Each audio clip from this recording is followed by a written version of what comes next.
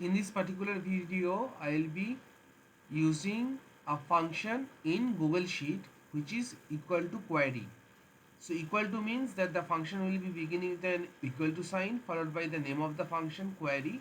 So what it does is that you can write SQL like syntax to pull out data from the Google spreadsheet. So I have named my master this particular range of cells as master, and I'll be making a new sheet where there will be a child sheet in which only the data which are from WBSDCL, those only will be populated. So what we can do is that we will be clicking on this particular button at the lower left corner of the sheet and click plus, and I will be renaming this sheet as WBSDCL. After that we will be using the query formula. So after writing WBSDCL, I pressed enter from my keyboard to make the changes to rename the sheet. So the function is equal to query. Click on this query tab, and then it is asking for the data from which the Google spreadsheet needs to pull out the data. So the data is present in this particular sheet. So I am selecting from the last record, from the last column of the particular cell, and what I need to fetch is that I need to select everything. So select star means fetch out everything. Select star where, so as I have already discussed, is that Google spreadsheet doesn't work with the column labels of the table. It works with the column header labels, that is the alphabets. So where B equals to, in quotation I will be writing, within single quote I will be writing WBSDCL, then the single quote would be closed, then let's press enter.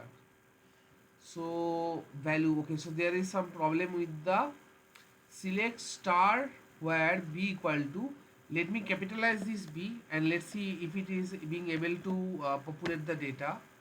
So let's press enter. Yeah, so here small hand letter, small hand letter and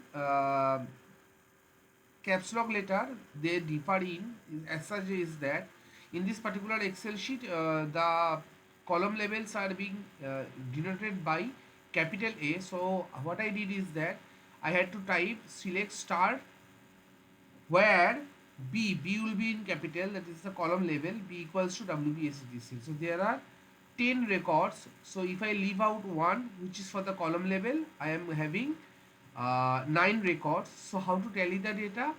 So I'll be going into the master sheet, and then I'll be selecting this whole of this column range, and with this data I'll be applying a filter, create a filter, and from the vendor I'll be selecting this I'll be ruling out CESC and press OK.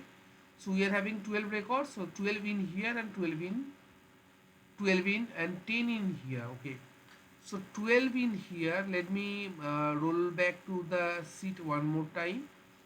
So here are 12 records for WBSDCL and SSNIT, fine. So there are 10 records, so some records are missing.